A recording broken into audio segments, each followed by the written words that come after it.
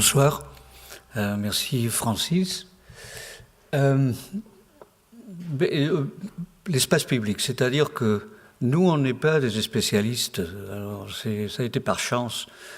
On prend la phrase d'un professeur d'esthétique de l'université de Barcelone qui s'appelait José María Valverde, déjà morte, et qu'il disait qu'il était un spécialiste en généralité. Et je crois que nous, on est dans ces domaines, c'est-à-dire on fait toutes sortes de choses. Et par chance, on a commencé à nous demander de travailler dans des espaces publics. On a commencé pour un jardin, parce qu'à ce moment-là, à Barcelone, j'étais prof de l'architecture, de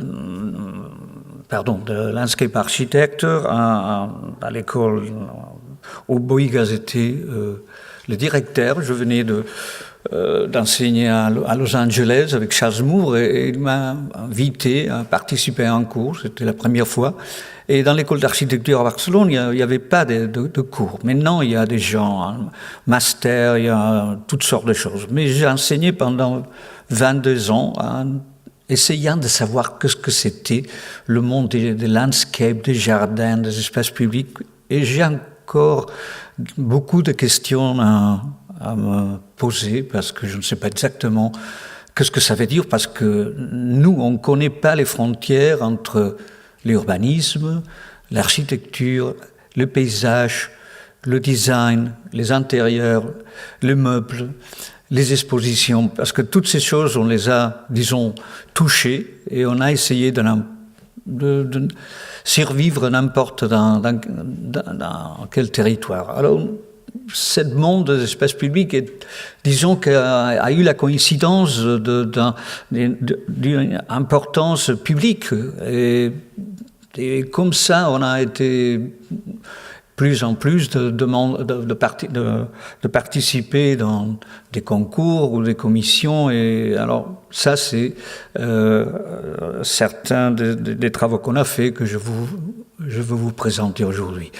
L'escalier de Tolède, je l'avais présenté il fait 4 années ici, et je l'ai laissé à la fin 3 ou 4 images parce que je n'aime pas, je me sens pas tellement confortable de répéter dans le même bâtiment, de la même institution, les 2 projets que j'ai déjà montrés. Alors c'est pour ça que j'ai choisi des choses, à part une qui a duré et continue à être construite, qui sont les murailles de Palma de Mallorca. Il fait 33 années que on y travaille. Et parce qu'on a fait un dernier morceau, et c'est ça ce que je vais vous montrer aussi les projets généraux. Je veux commencer par un texte qui est un texte que j'aimerais, s'il vous plaît, si vous voulez lire.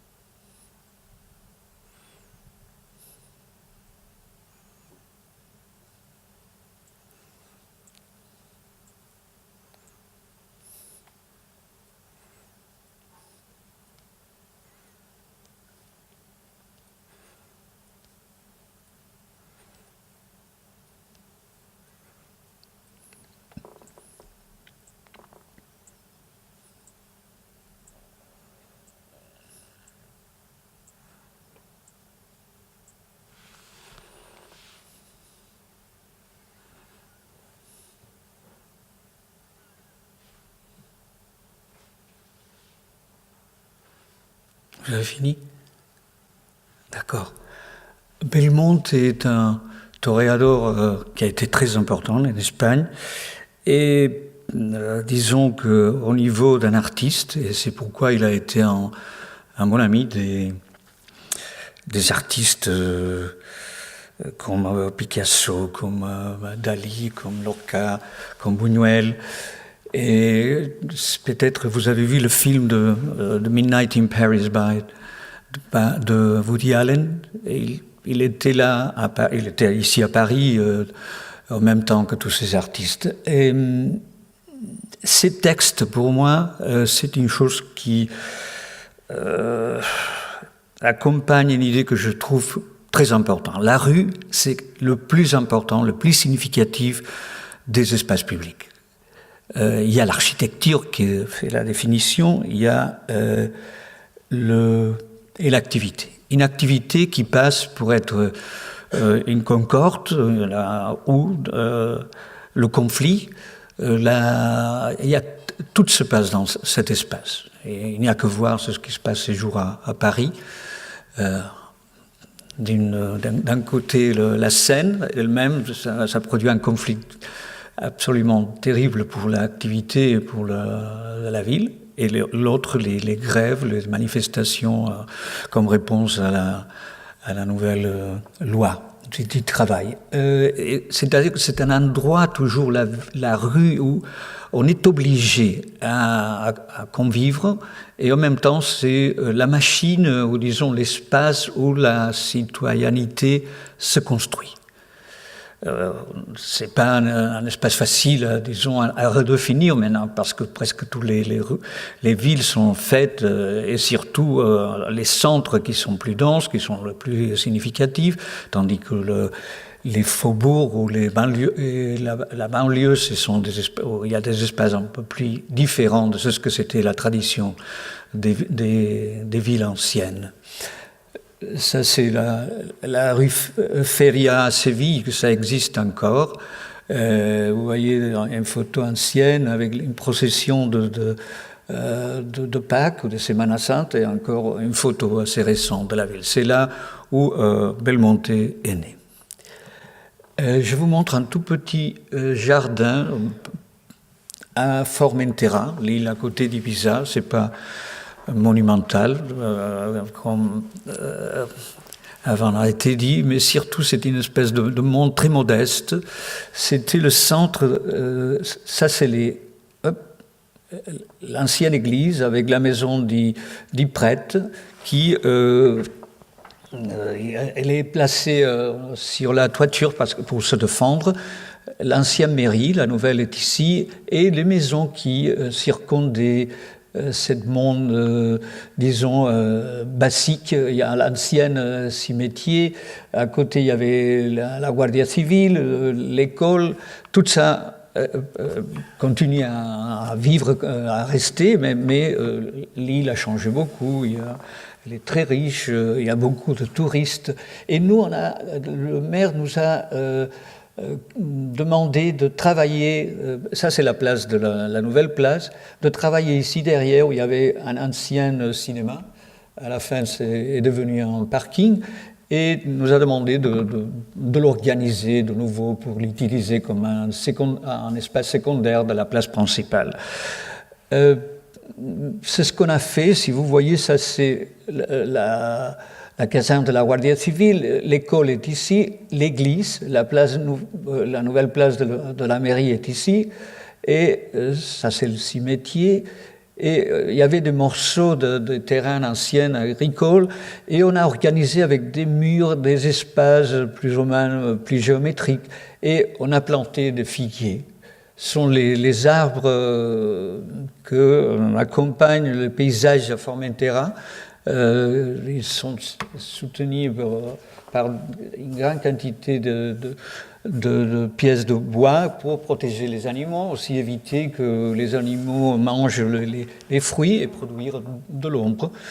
Et nous, on a planté 6 ou 7, je crois, mais ce sont des photos, il fait 6 ou 7 années, et je crois qu'il reste comme ça. C'est-à-dire qu'il faut attendre peut-être 30 années ou demander à la mairie. Je crois que quelqu'un a décidé de changer, de faire quelque chose. C'était un projet d'un budget assez simple, et surtout de trouver une iconographie ou une certaine façon de se présenter d'une forme qui pouvait faire partie de ces mondes existants, comme une espèce de conversation sans imposer, surtout de trouver l'essence de ces espaces existants et d'établir une correspondance et de donner une nouvelle vie, une espèce de transfusion de sang à un espace mort. Maintenant, cet espace est devenu il y a encore ils font des cinémas contre le mur de l'église en été. Et c'est une chose, c'est comme ça, il n'y a pas tellement d'histoire. La nuit, et les samedis, il y a un marché hippie. Alors, les arbres servent à pendre les vêtements de celles qui vendent aussi. Ils peuvent mettre des miroirs. Et ça, c'est la vie contemporaine de cet espace intégré. Ça, c'est ce que Humbert parlait avant de l'espace de Barcelone pour 2004. C'est un espace de complément différent du point de vue de mesure. Ce sont 120 hectares d'espace public, aux limites de la ville. Si vous voyez, ça c'est le plan de 1959, je crois, de Cerda, qui a fait le plan de tous les nouveaux isolés sont 924.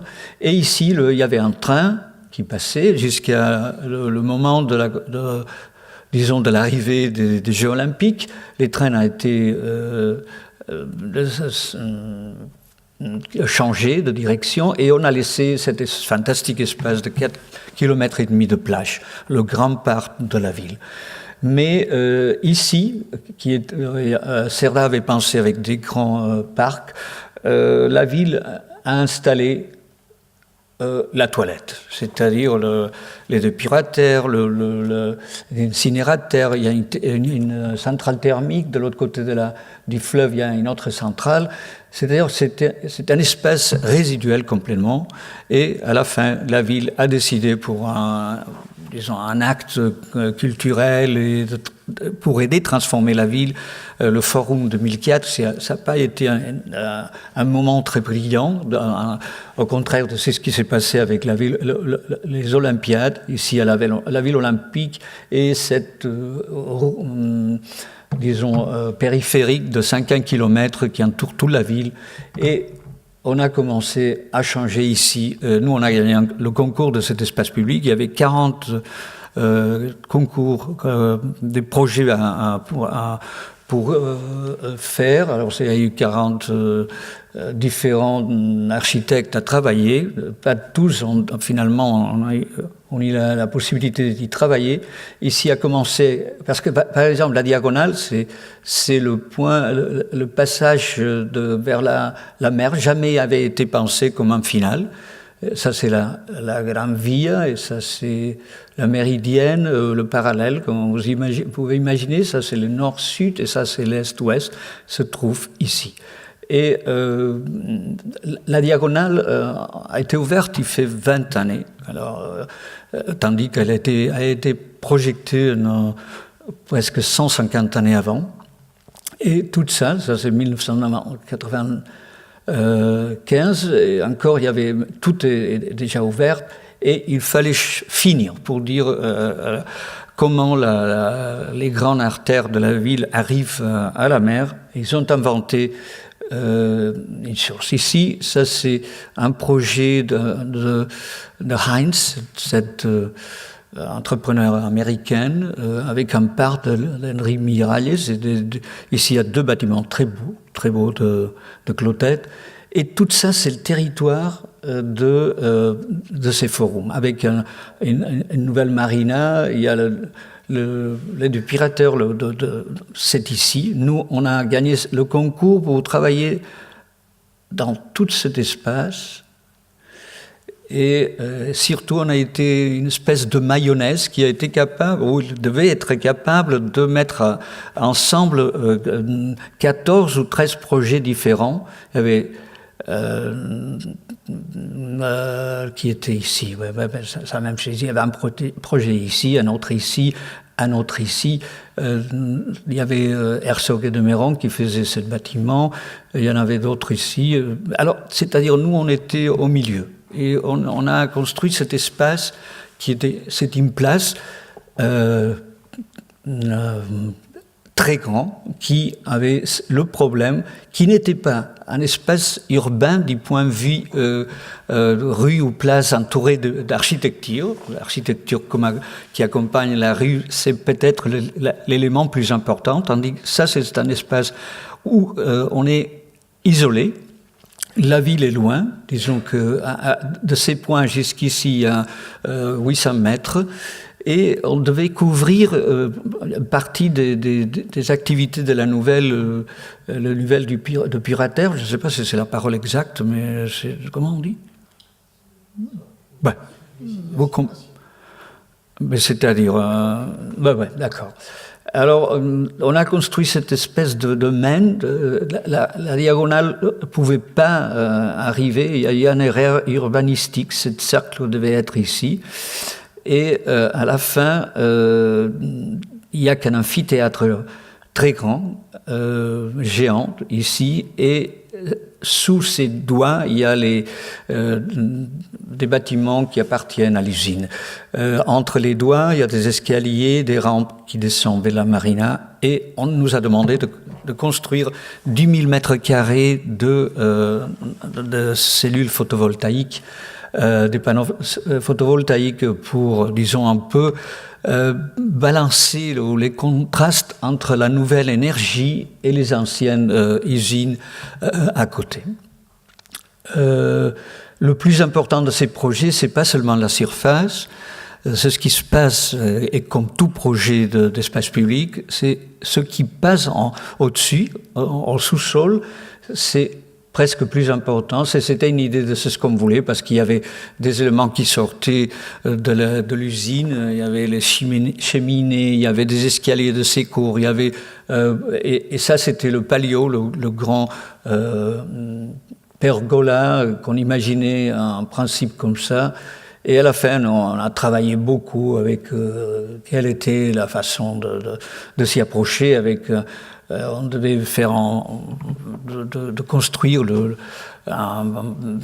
disons un système de pavé tout l'espace. On a décidé de le faire avec 4 couleurs ou 5 d'asphalte différents, de façon que si on faisait des figures très irrégulières, on pouvait, s'il y avait des choses qu'on devait changer.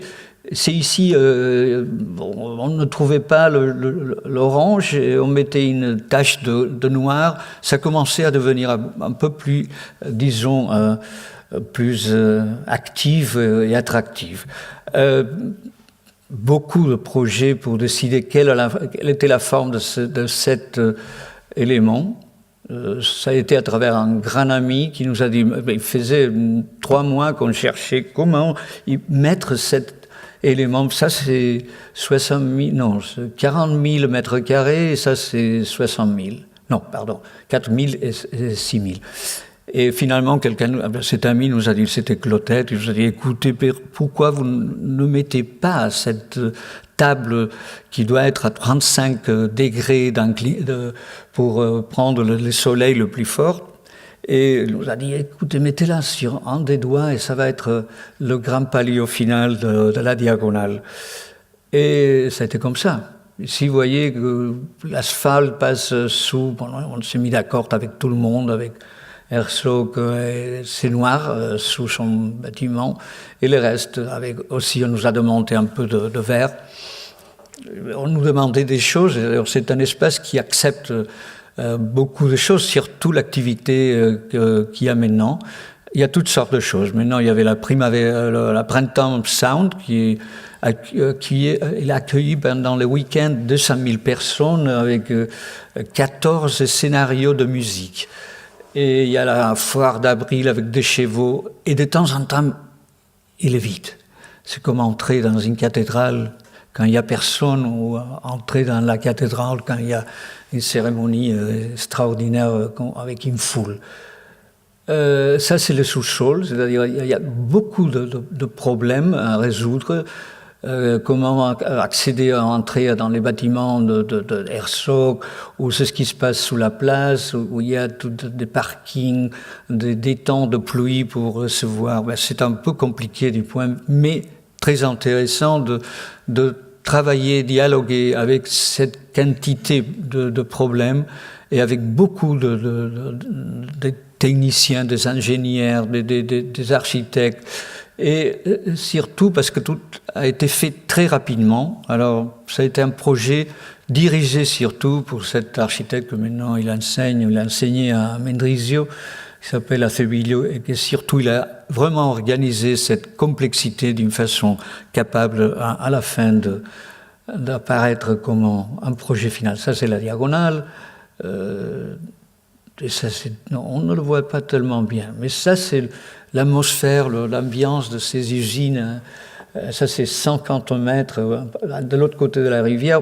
Nous, on a construit les doigts, pour le dire d'une fois, comme si c'était des plateformes de verre, et avec des escaliers comme un jaja des Anglais pour faire voir que le terrain était plus grand de celle que le propriétaire avait, en faisant une espèce de canal où il y avait la division de propriétaires. Mais si quelqu'un qui visitait la maison regardait le paysage, pensait que le terrain était beaucoup plus grand. Et alors, mais nous, surtout, ce qu'on a fait, c'est pour pouvoir marcher au même niveau que le parapet. Et comme ça, il y a bien sûr qu'il y a un moment où tu peux être à côté du parapet, mais presque tout le temps. Et ça, c'est la section de construction de ce système.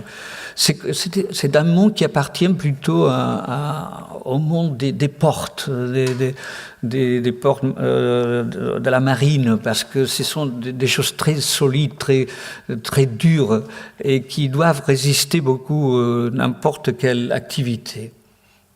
Ça, c'était le grand amphithéâtre avec ses pièces préfabriquées dans les marchés. Il y a de la lumière.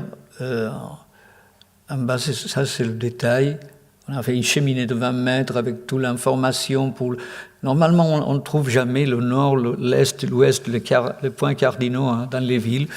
Et avec le vent, avec l'énergie que le photovoltaïque produisait, ça, c'est presque avant de finir. Ça, c'est un espace d'ici jusque-là. C'est probablement 700 mètres. Et d'autres pergolas, ça c'est l'incinérateur qui a été changé par des architectes de Madrid, ceux qui ont gagné un concours.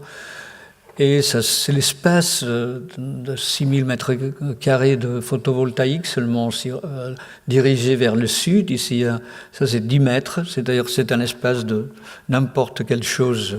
Il peut apparaître. Vous voyez ici le patchwork des couleurs. La construction de cette pergola finale, ça sont 120 mètres de longueur, 4 mètres et demi, et c'est une table un peu mise dans la direction correcte. Ça, c'est de fer, d'acier. Ça, c'est déjà fini. Alors là, on n'a pas voulu de finir le photovoltaïque ici, c'est-à-dire c'est une espèce de mouvement qui glisse un tout petit peu. Ben, ils sont fixes, mais... Et surtout, on a voulu couper l'horizon avec le final, le plus bas, auquel on peut accéder à contrôler tout le nettoyage et réparation. Il y a ces effets... Le jour de l'ouverture, c'est assez grand.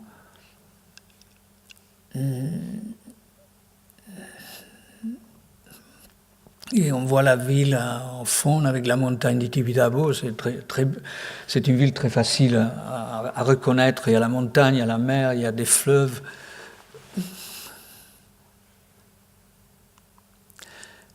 Ça, c'est un problème, c'est un projet. C'est le fleuve Ebro, l'Ebre, le plus grand de l'Espagne. Et ça, c'est la ville de Tortosa, en Catalogne, avec une cathédrale gothique catalane très extraordinaire, très sobre, et avec la maladie de beaucoup d'épisodes dans l'architecture ancienne qui a décidé de transformer l'environnement, l'espace autour, le contexte, pour le faire visible. Je ne sais pas si le baron Haussmann ou Napoléon III ou Alphonse Alphand finalement ont décidé de balayer tous les quartiers anciens, les quartiers médiévaux autour des monuments de Paris, la tour Saint-Honoré et Saint-Honoré, oui, non, surtout la Notre-Dame. Notre-Dame, c'est j'ai imaginé plus d'une fois de penser que si Buckminster Fuller dessinait une sphère de verre, de plastique à son tour, et plein d'eau et un peu de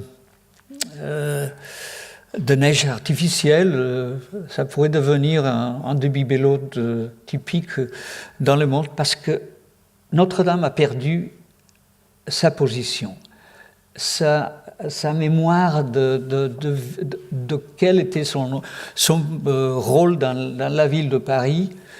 Et je crois qu'à la fin, ça a été un exemple pour beaucoup de bâtiments historiques auxquels on a finalement décidé à exhibir, à faire une exhibition de sa présence, en perdant tout ce monde qui donnait cet mystère de territoire incroyable du pouvoir de l'Église au moment qu'ils ont été construits. Et ça, c'est un problème similaire. Là, le département de culture du gouvernement de Catalogne, des socialistes, le maire de la ville de Tortosa, il était socialiste. Alors, le département de culture nous a demandé si on pouvait aller à Tortosa à demander ou à trouver une solution pour éviter que tous ces façades, tous ces bâtiments, le maire voulait les démolir et laisser la façade nettoyée vers la vie de l'autre côté, et alors donner cette, monde plus spectaculaire du monument le plus important de la ville. Il y a aussi un château médiéval par ici. Non, oui, ici, je crois. Et nous, parce que la façade jamais a été finie, c'est une façade néoclassique, mais que toutes les cérémonies, toute l'histoire récente des années, peut-être de 200 avant, tout se passait dans les célébrations qu'il y avait à voir avec l'Église ou avec les patrons ou la patronne. Tout se passait dans cet espace très étroit.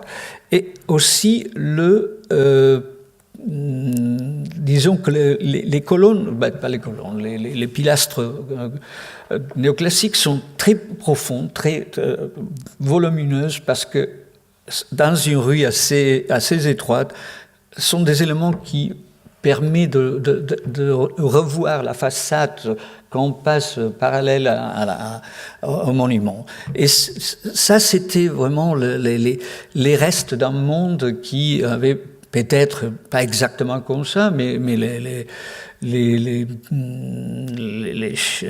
on avait commencé à démolir une escalier qui était ici, on a vu des photos qui a été disparu aussi. Et ça, c'était la façade. Ça, c'est déjà avec les éléments détruits, et ça, c'est le désir, disons, historique. Bien sûr, ça va pas arriver jamais.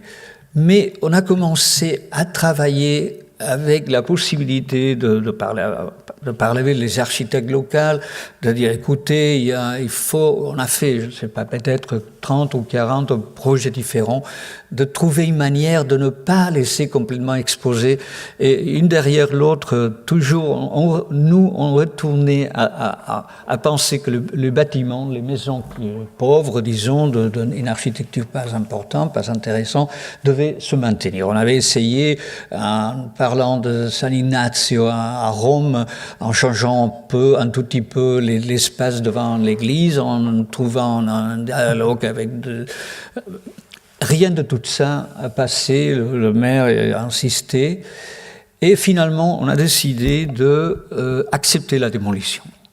Mais en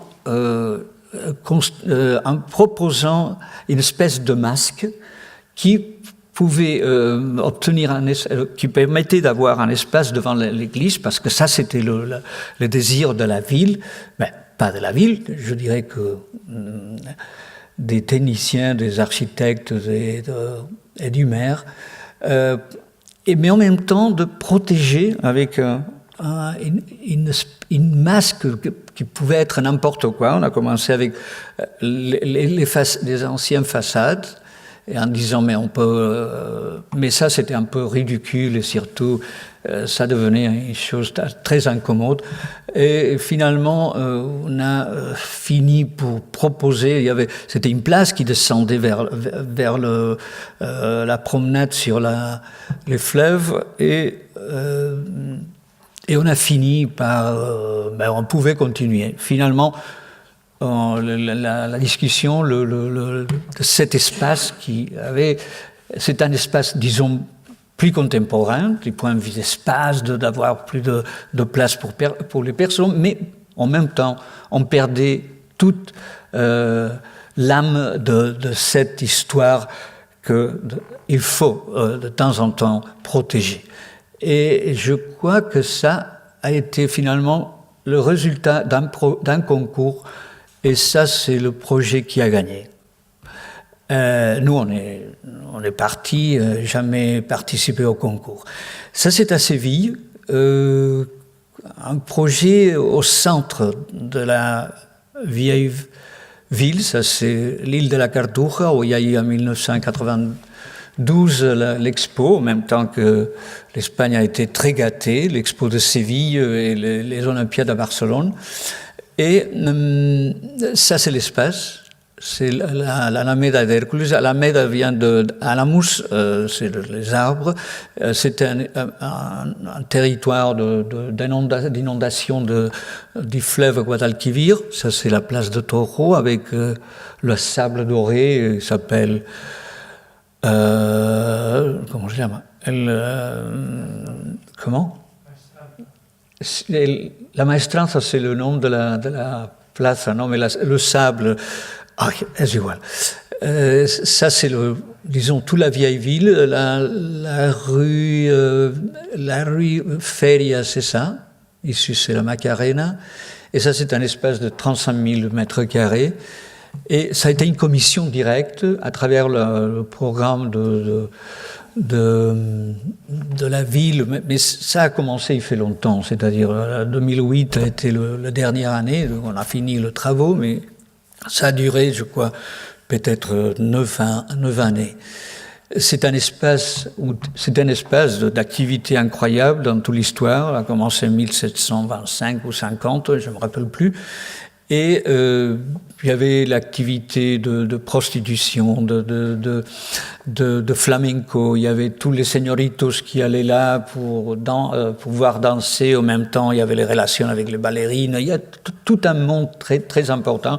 Les dernières années, c'était la prostitution et la drogue en même temps. Et alors, c'était de balayer. Le problème, c'est de balayer l'espace. Et sans perdre l'esprit. C'était un projet de participation avec les citoyennes. Il s'appelait le groupe l'Alameda qu'on nous plaît. C'est-à-dire il y avait un groupe devant 5 personnes qui représentaient un groupe de 200. Alors on a dû travailler avec la personne, comment on dit, le conseiller de la municipalité de Séville, qui était du Parti communiste, fantastique, une dame professeure dans le lycée de physique. Et vraiment, elle a été capable d'organiser ça, parce que c'est vraiment compliqué, parce qu'il y avait des arbres qui tombaient, qui étaient malades. Alors on a dû s'organiser pour éviter... mais il y avait un dialogue très important avec il y avait des arbres qu'on a dû conserver. On en a planté 400 plus. Et ça, c'était l'espace, comme on l'a trouvé. C'était un parking. Ici, maintenant, il y a un bâtiment pour la police qui est ici. Il a été fini finalement. Ça, c'est les arbres qui restaient, qui étaient en bon état, et des autres. Ici, il y a un puits, une espèce de grand trou de 50 mètres. C'était, on l'avait pensé pour le métro. Finalement, c'est un puits d'orage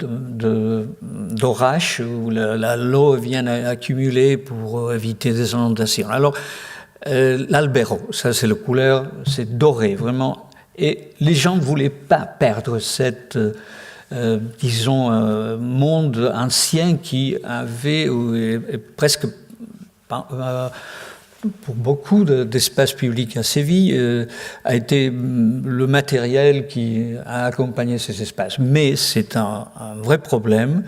En été, c'est la poussière, pardon, et en hiver, c'est un désastre. Et nous, on a décidé de dessiner un pavé en béton du même couleur. Ça a été une grande bataille. Ces kiosques avaient été construits 2 années avant de notre arrivée, pour le dire comme ça, et on n'a pas été capable de les démolir. On a accepté de les conserver, mais on a ajouté d'autres éléments à côté. Ouais. Alors là, vous voyez les arbres qui existaient. Il y a 3 fontaines que 2 professeurs, des femmes fantastiques nous ont demandé. Mais il faut avoir des fontaines, bien sûr. Mais ce ne sont pas les fontaines qui sont avec des vases. Et quand elles ne fonctionnent pas, elles sont très tristes. Alors on a décidé de faire avec des céramiques de la même mesure que le pavé de béton. Un céramique bleu et blanc. Ils sont les couleurs de tous les fontaines en Andalousie.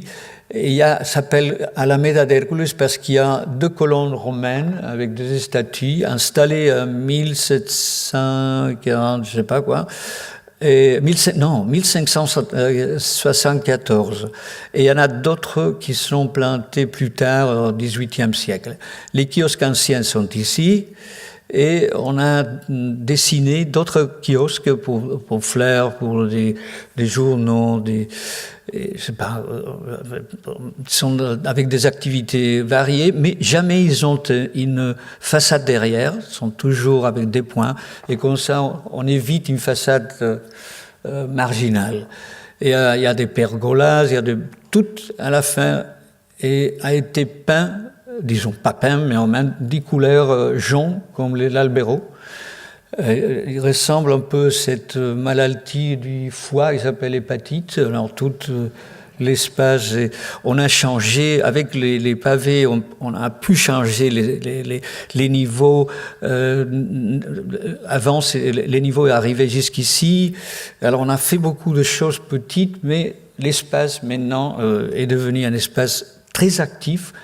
Le prix des bâtiments a été multiplié pour 3, c'est-à-dire a changé complètement. Tous les cafés, tout est plein. Il y a à la fin, juste presque 4 mois avant de finir, un monsieur a fait une donation à la mairie d'une horloge de 3 façades. On a dit planter, alors on a décidé de faire cette position, disons, pour éviter imaginez une colonne verticale, c'est une compétition terrible avec les colonnes romaines. Vous voyez, ça c'est les fontaines il y a les mouvements de terrain qui sont très faciles. L'herbe peut poussé entre les espaces des pavés. Il y a les pergolas, ça c'est l'entrée pour le grand trou de 50 mètres. Il y a un escalier qui descend ici. Ça c'est l'année de commencement. On pensait de finir 2007, mais tout était déjà fait. Mais finalement, on a eu un retard de presque une année. On a fini en 2008. Ici, on voit la Giralda, qui est le monument le plus important, à part qu'il y a maintenant un gratte-ciel pas tellement beau et un pont assez haut dans Valenciano, Suisse, américaine, ingénieur, artiste, architecte. Et la tour est de Pelli. Si vous allez avant, il était interdit de passer l'autel de la Giralda. C'est l'ancienne tour de la mosquée. Maintenant, c'est absolument fantastique. Ça, ce sont les kiosques, tout a été refait et balayé. Ça, ce sont les autres deux colonnes. Et ça, c'est un concours pour celle de 2007. Il fait un mois que le nouveau concours, il y en a eu un autre. Le concours l'avait gagné Foster. Et les nouvelles directeurs de Football Club Barcelona, ils ont décidé de finir avec, je ne sais pas combien ils ont payé à Foster. Je suis sûr qu'avec l'argent qu'ils ont payé, on pouvait lui demander, écoutez, changer des choses parce qu'on veut changer le programme. Mais finalement, un autre concours. Et nous, ça c'est le projet de 1957 qui était protégé avec un monde assez, disons, calme. L'école d'architecture se trouve ici, toute l'université est ici maintenant. Et c'était un estate assez modeste, mais très élégant, très à la brésilienne.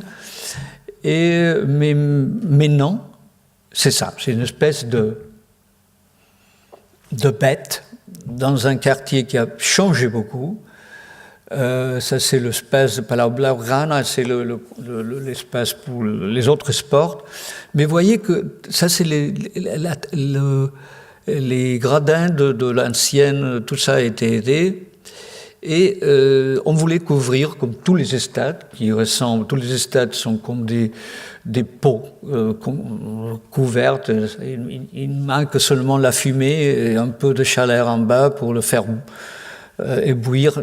Et alors, le problème de cet stade maintenant, comme il est, c'est sa relation avec le monde qui l'entoure. C'est une espèce de bloc, de façade complètement aveugle. Et on voulait, on a été invités, on a été 10, je crois. Et notre proposition a été, si vous voyez, ça c'est maintenant, ça c'est l'école d'architecture, ouais, est ici. Et on a voulu, on pouvait éliminer tout ce qui n'était pas, ce qui est nouveau, c'est-à-dire de 1986, je crois, et seulement protéger le bâtiment de 1957. Nous, on a commencé par faire un projet où l'espace autour, les rues, pouvait construire un espace public plus confortable, plus citoyenne, avec une construction différente. Normalement, toutes les structures qui soutiennent les couvertures des stades sont attachées à celles où il y a les sièges. Nous, on a pensé de faire un élément indépendant. En même temps que construire tous les accès, toutes les petites boutiques, toutes les choses qui se passent normalement dans le bâtiment, de le faire apparaître autour. Et avec cet élément qui est indépendant de l'estate, d'établir des relations avec les rues c'est-à-dire de les mettre parallèles aux rues qui l'entourent et de trouver une autre manière de faire capable à cet monstre de trouver une manière de le faire devenir plus aimable, plus capable de transmettre des valeurs plus citoyennes. Les colonnes ont 50 mètres d'auteur et les poutres les plus longues sont 80. On l'a fait avec un groupe d'ingénieurs très sérieux, mais c'était des idées que nous avons proposées. Ce sont des constructions en V qui portent l'eau, qui recueille l'eau, et aussi il y a l'FT qui est cette plastique qui est gonflable. Et ça, c'était la proposition, c'est-à-dire que ça, c'est par exemple, cette point-ci, ici, ça fait 7 mètres de longueur. Et tous les colons bougeaient, c'est-à-dire avaient une position, bougeaient. Elles étaient statiques, mais en même temps, elles s'adaptaient en construisant un monde différent d'activités visuelles qui changeaient la manière de dialoguer, de parler avec Par exemple, ça c'est l'espace, disons public, ça c'est la mesure c'était très complexe du point de vue d'accès, de services, de parking. Et si vous voyez le nouveau système des structures qui accompagnaient les gradins, et ça c'est l'espace public. À la fin, c'était un temple, toujours on dit que les clubs de football club de Barcelone, c'est plus qu'un club. Ça appartient à la ville, s'il y a quelque chose de très d'identité. Et on a pensé à ces temples ouverts comme un grand temple je sais pas, de Selinunte ou qui sont géantes, et avec le bruit des matchs, on l'écoute constamment, c'est un match de l'école d'architecture, c'est-à-dire, mais aussi les sons de la ville peuvent entrer directement. C'est une espèce de conversation avec cette dialogue ou conversation avec la ville. Ça, je veux le passer très rapidement, c'est la disparition de cette... il y a eu une espèce de monde de construire un passage élevé au milieu de la ville à Barcelone en 1970, et ça c'était le dernier morceau qui restait, mais tout avait été envahi par des voitures. Et on a démoli tout ça, il y a un tunnel qui est à travers la montagne, et aussi il y avait un rapport avec les maisons d'ici jusqu'ici, il y a 6 mètres de différence. Et c'était vraiment douloureux pour les gens qui habitaient. Les bâtiments étaient construits avant de la présence de cette escalier. Non, ils étaient déjà construits, ils se sont construits après. C'est-à-dire, oui. Alors là, vous voyez, c'était occupé par des voitures partout. On a, disons, nettoyé encore une fois. On a décidé d'améliorer, de venir avant, c'était l'espace surtout pour les voitures, et maintenant, il est devenu un espace pour le piéton. Il y a les voitures encore, bien sûr, mais ça, c'est la démolition de tous ces systèmes un peu compliqués. Alors, ça, ce point-ci est ici. Tout ça, c'était l'espace en bas. Ça, c'est les résultats. C'est toujours fantastique de voir le jour où l'asphalte a été mis, noir complètement, et après, les lignes blanches qui viennent d'être peintes. C'est un tableau extraordinaire. Ici, il y avait les voitures, l'escalétrique qui était qu'on trouvait ici. On a laissé un petit morceau de témoignage, et avec des murs de céramique, avec des trous pour l'absorption des sons, qui aident beaucoup. 2 murs avec 2 couleurs de céramique, 2 verres différents, un espèce de jeu. Et ici, on ne pouvait pas changer les niveaux, mais seulement c'est une rue de service pour les garages, les parkings de maisons et des services.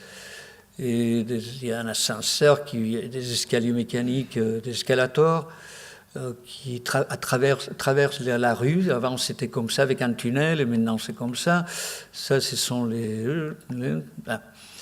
Et ça, c'est la photo que vous avez vue, qui était en principe une espèce de fragment de Jeanne d'Arc, comme M. Rambert disait. Ça a été complètement inconscient, mais l'inconscient produit toujours des choses qu'on ne sait pas comment les contrôler. On y continue, c'est un projet de 10 années, je crois, on finira l'année prochaine. Et ça, c'est Huelva, c'est au sud de l'Andalousie, avec le port le plus grand d'Espagne, 25 km, mais pas le plus grand du point de vue activité. Ça, c'est la ville qui est une ville avec beaucoup de problèmes, et surtout un monde d'usines qui maintenant commence à changer, contaminé, avec un parc de zones inondables. C'est un fleuve qui monte et descend 4 mètres. Et le port, ici, est l'endroit où la ville va ça va commencer à être bâti. Alors, le port a décidé de donner 1 kilomètre jusqu'ici de promenades qui continuent avec les 80 mètres, c'est 80 mètres, et les 80 mètres ont été décidés parce que c'est les points où comment je dis, tight, en anglais, c'est la montée-descente des eaux. Et ça, c'est un élément protégé, c'est où le minéral était transporté des mines de Rio Tinto. Et c'est le seul qui reste, c'est un élément qui appartient au port. Le port, c'est l'industrie la plus riche de la ville. Et nous, on a dessiné un système pour le protéger. Et comme ça, si on continue, on construit 80 mètres, c'est parce que à la fin, l'eau continue avec la marée basse. La marée basse arrive à ce point où limite de 80 mètres. On a commencé, c'était pas Jeanne d'Arc, c'était un chocolat suisse que je ne sais pas pourquoi j'ai porté un jour en arrivant de Suisse. J'ai dit, écoutez, on va faire ça avec comment occuper avec des dunes de verre. Et quelle forme? Alors, on a fait une rue centrale, et il y a 4 différents petits amphithéâtres, mais on a commencé avec cette imbécilité, mais de temps en temps, elle sert à quelque chose. Tout ça a déjà existé, tout ça va être changé, et on a planté, je crois que 1000 pins, parce que de l'autre côté du fleuve, il y a tout un parc de pins de Pinus Pinae, et avec les 4 amphithéâtres, on a changé la section pour permettre, il fallait passer d'une manière plus généreuse, mais on a laissé la présence de cet élément, avec les stadiums de foot qui existent, et on a décidé de dessiner en pavé de béton des 5 couleurs différentes avec les terres de la minerie de Rio Tinto. Ils sont des couleurs mauve, rouge, blanc, jaune, noir. Et ça, c'est la même surface pour chacun. Et les amphithéâtres qui changent de position, ils s'enlèvent un tout petit peu pour permettre les gradins pour s'asseoir. Ça, c'était les perspectives qu'on avait pensées. Il faudra un peu de temps. Les arbres sont assez grands. Et on a utilisé cette idée pour l'arrêt des autobus à Barcelone, qu'on avait dessiné en 1980, qu'il continue à... Et ce sont des tables pour se mettre sous une table, sont très, très simples.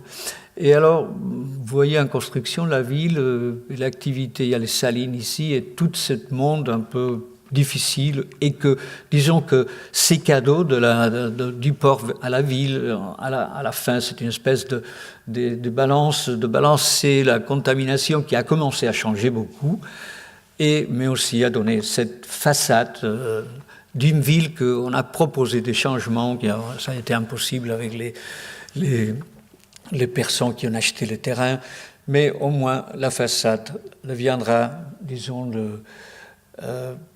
la face de la ville à la fin.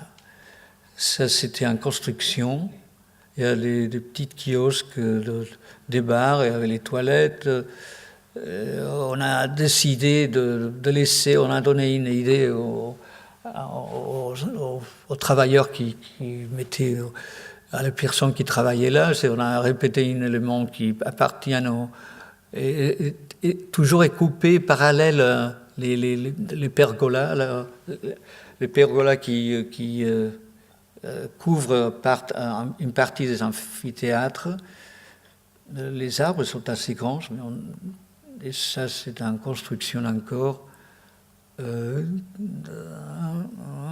Ça c'est un peu l'idée générale. Vous voyez ici encore un peu sale, mais surtout on voit, il n'a pas été encore ouverte. Ça va se passer une grande partie, le mois de...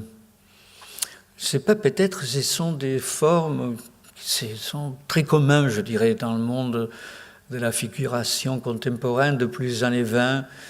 Peinture, architecte, japonais, Enrique Miralles. Et ça, c'est, disons, les espaces devant les fleuves. Il fait très chaud en hiver. On doit mettre une hélice d'un bateau qui est dans les magasins du port. On ne sait pas encore où. Et ça, c'est le projet qu'on continue à travailler à Mallorca depuis 1983. Disons que avant la mer arrivait devant le muraille, et c'est le seul morceau qui a resté parce qu'il était devant la mer et la ville ne pouvait pas s'élargir dans la mer, tandis que les restes ont été démolis pour permettre la croissance de la... On a commencé ici et maintenant on travaille ici. Je vais aller assez rapide avec on est devant l'une des plus belles monuments espagnols. Il y a cette façade finie par un architecte français qui s'appelle Peyronnet. Et dedans, il y a des travaux de Gaudi et Jujol, probablement des travaux les plus émouvants de sa carrière. Nous, on a transformé, c'est-à-dire on a changé un territoire qui appartenait aux militaires avec une donation du ministère de la Défense à la ville en 1973. Il y avait des morceaux par là, qui déjà étaient plus urbains, mais il y avait des territoires comme celui-ci qui appartenaient aux militaires, et c'est ce qu'on a dû faire, c'est parce que le monument existait en parfait état, c'est de transformer et d'ajouter des éléments urbains pour transformer le monde militaire en monde citoyen. On a construit cette couverture de 50 mètres par 25. Elle est tombée, il fait 2 mois, un vent terrible. Il avait résisté pendant 26 ou 27 années. Maintenant, on va la reconstruire. On a ouvert, il y avait un tunnel pour un train qui allait au port. On a ouvert un autre tunnel dedans, un nouvel escalier. On a fait un café. On a changé l'arrivée de 2 rampes. Ici, on l'a élargie. Ici, on l'a fait plus étroite. On a organisé une espèce d'amphithéâtre. Et une ouverture sur le passage du train, parce que si on entre par ici, on voit qu'un mur médiéval qui soutient le palais épiscopal. On a fait de petites banquettes, on a fait de nouvelles gargouilles, on a planté des palmiers, avec la maladie, presque, il n'y a que 3 qui restent. Ça, c'est le tunnel. Le train, finalement, ne fonctionne pas depuis, c'est pas 110 années. On a fait avec la même pièce de pierre sableuse, qui, vous voyez, c'est 1932. On a ouvert cet autre tunnel avec une perspective fausse, comme celle du palais de Bernini, de Borromini au palais, j'ai oublié, ça m'arrivera. Et comme ça, si tu entres, tu vois la longueur est plus courte, et si tu sors, comme tu vois une autre, c'est plus ouverte, alors on peut, la sensation est de plus longue. Barberini, c'est le palais. Vous voyez, ça c'est la sortie. Il y a le puits d'une quart de soleil, le puits qui donne l'entrée de la lumière à moitié du tunnel, et le plus clair. Vraiment, ce sont les photos. On a construit avec rocaille, ce sont les restes de restauration de morceaux de la muraille, cet escalier. On ne voulait pas répéter ça, on croyait que c'était un élément, disons, trop... on a, disons, à profiter sur tout ce qui restait. On a inventé cette chose qu'on pouvait, si quelqu'un veut le changer, puis en année, elle pourra le faire. Ça, c'est le changement qu'on a fait de l'arrivée. Et le tunnel est ici, l'escalier est ici. C'est une espèce un élément qui est un parapet de bois qui répète 3 fois la mesure du balcon du maire, de la mairie. Avec on peut s'asseoir, les enfants ici. Il y a aussi une espèce de finition d'un chapiteau ionique, mais en même temps c'est le gâteau de la ville, l'Ensaïmada, qui est un grand gâteau. Mais comment finir ces éléments? Il y en a un qui s'entoure avec lui-même, l'autre descend. Ça, ce sont des éléments qu'on a inventés. Ça, c'est il y a un bar intérieur très petit, avec une couverture extérieure. Tout ça a changé un tout petit peu, avec un grand banc de bar qui pouvait bouger et fermer quand il y avait des spectacles, comme ça, éviter l'entrée dans le petit bar. On a changé les entrées avec la protection du nouveau bois avec du cuivre, il y a la partie mécanique, il ressemble un peu morisque, mais c'est nouveau. L'ombre est gratuite, était gratuite du fait de moi, mais c'est une installation très importante du point de vue surface, mais si on se promène à la partie supérieure, ça disparaît complètement. Parce que c'est une toile. Il y a beaucoup d'éléments qui appartiennent à des travaux de Jujol, le jeune architecte, 25 ans plus jeune que Gaudi, qui travaille avec lui. C'est vraiment éblouissant, ce qui se passe à l'intérieur et avec des morceaux extérieurs. Ça, c'est l'élément. Pour éviter les coups de vent, ce sont des pièces isolées, mais c'est en même temps transparent. On peut regarder la cathédrale, en même temps, de la promenade supérieure, on peut regarder en bas. Et si on regarde l'ensemble, c'est un ensemble on ne voit presque les éléments nouveaux.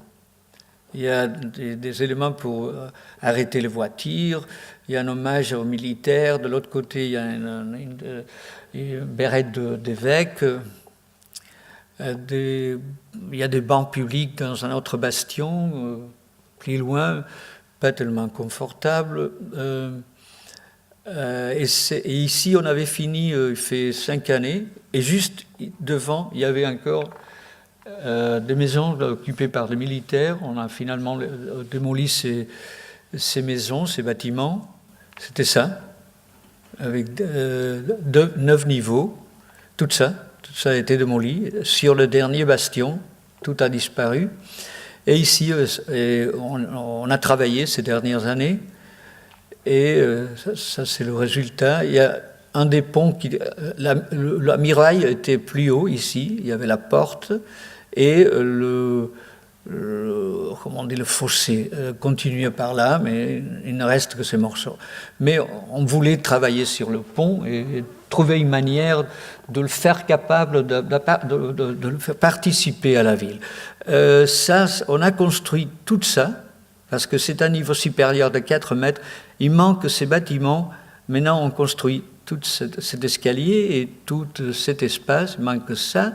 Et on a décidé de couper le jardin ici, passer sous le pont, trouver un escalier qui passe directement dans la même ligne que l'autre, et on a sauvé, disons, il faut restaurer, il faut faire beaucoup de choses, mais on a les projets finis, ça c'est déjà l'espace avec il manque ici le bâtiment.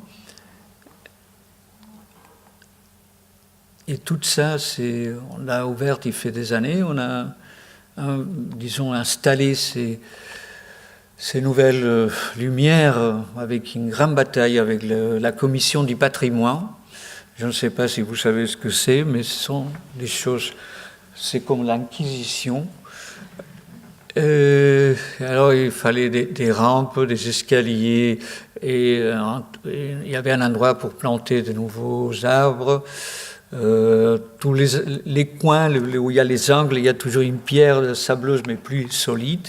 On a élargi cet arc qui arrivait jusqu'ici, on l'a fait plus grand pour avoir une vue des palmiers et de la mer quand on monte, et de la rampe, et comme ça on se trouve, disons, plus avec une sensation de sécurité supérieure. On travaille ici maintenant. On a dû faire beaucoup de choses pour éviter les coins, pour éviter les terrains occultes, obscurs. Et on a fait un nouvel escalier, des lampes qu'on avait dessinées il fait des années, la cathédrale au fond. Et ça, c'est le dernier projet. Vous êtes fatigué? Oui? Je peux finir, hein? Ça, c'est un concours important. Cerda, c'est l'ingénieur qui a gagné, pas gagné un concours, il a été commissionné par le gouvernement central. Il y a eu une grande bataille après avec les architectes locaux de Barcelone. Et on a fait un concours avec des projets qui sont intéressants, mais surtout, je crois que la ville de Barcelone, sans tout cet enlargement, ça serait une autre chose. Cerda a pensé, ça c'est la ville ancienne, ça c'est la ville romaine, avec les Cartus et les Decumanus, oui, ici, exactement au point où les Romains ont ont installé la ville. Maintenant il y a la mairie et le gouvernement de la Catalogne. C'est-à-dire c'est une centre-ville où tout se passe dans cette densité. Cerda avait imaginé une ville où tous les quartiers, il y avait des petits villages qui entouraient Barcelone, et il avait pensé que la vieille ville devait être un autre quartier, disons, pas important. Il y a une théorie de ces livres de Cerda, qui, ici, a le phare du port des pêcheurs, qui a servi pour les ingénieurs français pour reconstruire le Maître, qui se trouve ici dans les musées des arts et métiers. Et avec la montagne de Montserrat, ils ont fait tous ces systèmes pour construire la mesure du Maître. Et Cerda a utilisé ces points pour organiser cette rue qui est la Meridiana, le nord c'est ici, et le parallèle. Il se trouve dans la mer. Mais il y a une théorie que si on prend un carré ici, qui prend théoriquement la Meridiana, et un autre avec le parallèle, les deux carrés construisent en rectangle, et la diagonale du rectangle, c'est la rue diagonale. Avec la Gran Via, qui passe en touchant le point, les limites des anciennes murailles de la ville, et parallèle au Cardus romain. Et le point où la Grande Via, la Diagonale et la Méridienne se trouvent, il y a la place des gloires catalanes, Las Glorias. Alors lui avait pensé que ça devait être les centres de la ville. Jamais ça a été passé parce que la puissance de ce quartier ancien attirait toute l'activité. Les portes a été la porte d'entrée de la ville, c'est-à-dire ça a été l'élément, tout le monde arrivait, on arrivait ici avec les bateaux des îles, et encore ils arrivent, il y a milliers et milliers de touristes avec les croisiers, et alors la Rambla, c'est ça, et surtout, ça c'est l'autre chose, c'est qu'il a tracé une voie qui a ouverte, finalement a été construite, celle-ci jamais, et celle-ci seulement un morceau. Et disons que la ville a été construite ici. Ici, il y avait les usines, il y avait une partie de résidence, et cet endroit jamais a été... Il y avait les trains qui continuent à passer par ici, il y a un train qui passe par là, qui a élevé le terrain de la ville 5 mètres. Alors, vous voyez ici déjà avec le forum, la ville olympique, ça c'est la place de las Glorias, vous voyez ici la vieille ville, ici la ville romaine, c'est ça. Et alors, on avait constamment, 7 points, c'est la fin des autoroutes, c'est pas ici, c'est pas les cercles ou du périphérique, et l'autoroute entrait ici. Il a entré ici jusqu'à il fait 1 année. Et ici, on a décidé de faire un parc de 25 hectares, c'est-à-dire une chose très très grande. Quand le parc le plus important de la ville sont les plages. Ici, il y en a 5 km en plus. Et si on va dans la partie de Casteldefels, il y en a encore 5 en plus. C'est un parc ouvert toute l'année, la nuit, le jour, facile à nettoyer. On peut faire n'importe quoi. Il y a la lumière, la nuit. Il n'y a pas des arbres, d'accord, il y a quelques palmiers, mais il y a les arbres derrière, il y a les rues qui sont très importantes. Les grands parcs de Barcelone sont le riz de 20 mètres qui a dessiné Cerdà, avec les platans. Maintenant, il y a les platans qui meurent, mais surtout, c'est toujours cette idée, disons, démocratique, on dit maintenant, mais c'était très égalitaire. Et cette idée de parc, c'est une chose que pour nous, on a participé au concours, on nous a invités, était ridicule, surtout parce que ce n'est pas un espace comme un parc royal, comme celle de Vincent ou Boulogne ou le Hyde Park de Londres, mais surtout c'est un reste. Et alors maintenant on ne peut pas dire que si quelqu'un fait une critique au parc, c'est très politiquement correct. Mais écoutez, les parcs la nuit sont des endroits noirs, des endroits avec pas beaucoup de sûreté. Il n'y a que aller au bois de Boulogne avant. C'est pas maintenant. Mais c'est un endroit par exemple, ici à la Tour de Nouvelle. Ça, c'est l'auditorium de Moneo. Le Beaufil, le Théâtre National. Une place de taureau, maintenant il n'y a plus de taureau en Catalogne. Et c'est un monde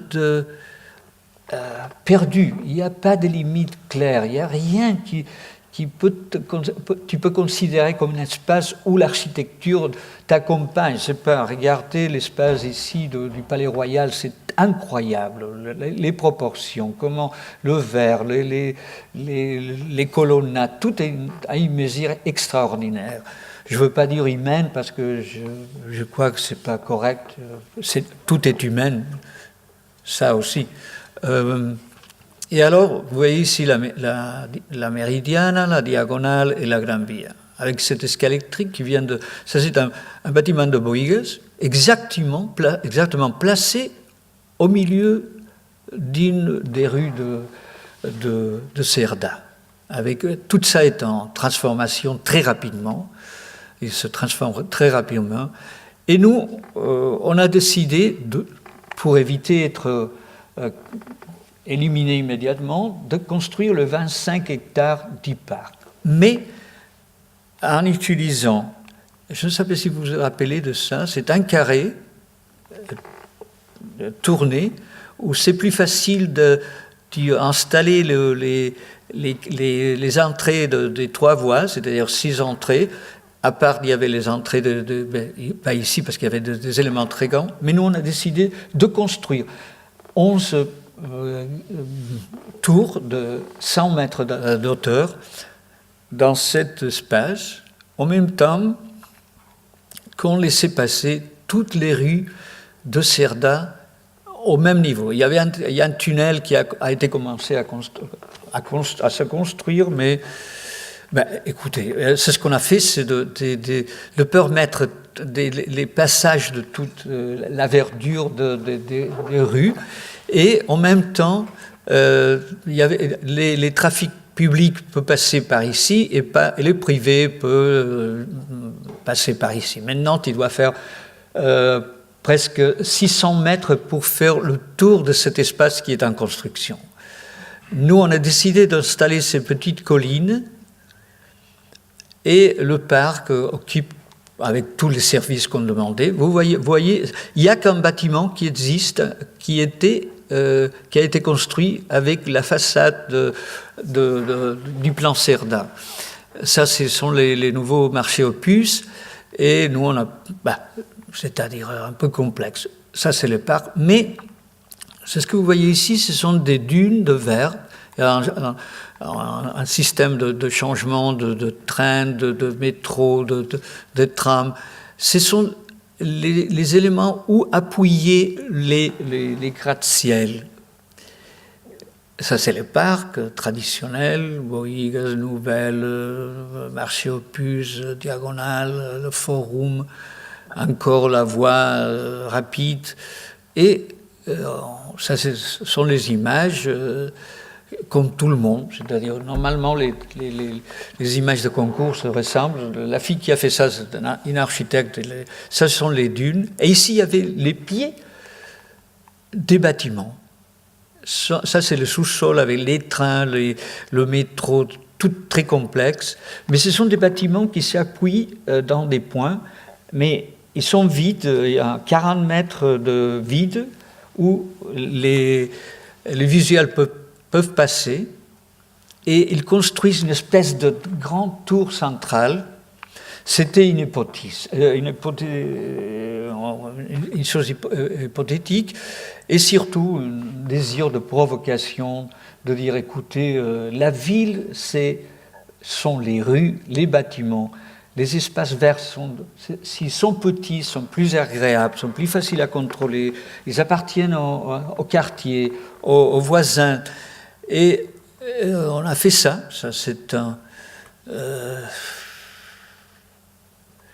et ce sont les mêmes photos qu'avant, les mêmes images, mais avec les bâtiments. Je crois qu'on a copié le nouveau bâtiment de la Tate Modern de Herzog et de Meyron. Ce sont des choses qu'il faut faire rapidement. Et ça, c'est un peu égyptien, je ne sais pas pourquoi. Mais ici, vous voyez, alors, on voit tout. C'est-à-dire, parce que les portes sont plus hautes que les bâtiments qui entourent l'espace. Et à la fin, c'est ce qu'on voulait, avec la Sagrada Familia fini, le 1926, un peu de 100 mètres, le bâtiment Nouvelle, c'est 140, ça c'est Perrault, 120, et nous, on était 100. Au moins, c'est 100, c'est comme 100 mètres. Et on a perdu, bien sûr. Et ça, c'est les remparts de Casteldefels pour arriver à 1 kilomètre, pour arriver au château. Ça c'est avant, ça c'est après. Ça, ce sont les escaliers de Toledo, ici. Parce que d'ici jusqu'ici, il y a presque 40 mètres. On ne pouvait pas toucher les murailles médiévales. Et d'abord, on pensait avec un tunnel et des ascenseurs, mais c'est toujours pas agréable. Et on a aussi décidé, avec la mairie, de construire les escalators. Ils sont, disons, cachés. Ça, c'est pas un parc, ce sont des herbes naturelles. On n'a jamais voulu. On a parlé avec le maire, on a dit, écoutez, il n'y a pas besoin de faire un parc.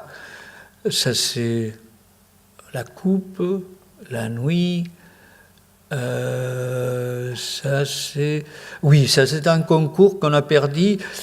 Et pour Teruel, c'est Cyperfield qui a gagné avec un petit trou ici, un petit escalier, un ascenseur, à côté d'un escalier néo-arabe.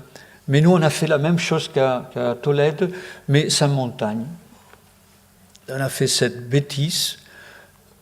José Antonio, mon associé, il voulait faire ça, un tunnel et un ascenseur. Alors, ça a été... Et nous, on a fait cette, disons, très bizarre projet. Et ça, c'est un escalier pour le Japon, pour couvrir à côté d'un musée, un escalier qui existait. C'est un peu comme un vêtement de Blitz Please de Miyake. Et un belvédère pour le parc de palmiers à Elche. C'est toute une histoire. Ça, c'est tout. Merci beaucoup pour votre patience.